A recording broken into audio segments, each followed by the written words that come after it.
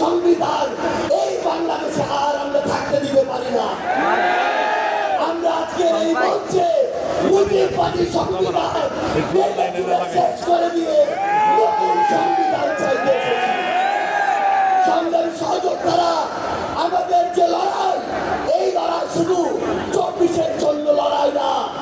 ওই 2009 সালে মিডিয়ার পরিকল্পিত হত্যাকাণ্ডে যাদের হত্যা করা হয়েছে তার পিছনে প্রত্যেক কুশলীকে সর্বোচ্চ শাস্তি চাওয়ার জন্য আজকে আমরা এই মঞ্চে হাজির হয়েছি। ওই শাপলা চত্বরে 13 সালে যাদেরকে নির্মমভাবে হত্যা করা হয়েছে তাদের পিছনে যারা কাজ করেছিল সে সকল খুনিদের বিচার চাইতে আজকে আমরা এই মঞ্চে এসে দাঁড়িয়েছি।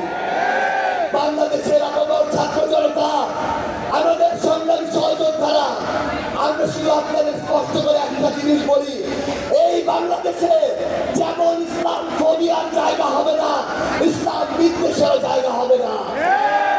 এই বাংলাদেশে আমরা যেমন কোন জঙ্গিকে দাঁড়াতে দিব না, তেমনি কোন জঙ্গি নাটকও করতে দিব না।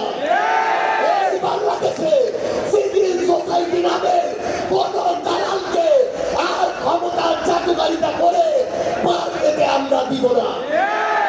ইনশাআল্লাহ আপনাদের সাথে আমাদের দেখা হবে সংগ্রামের রাজপথে অথবা বিজয়ে।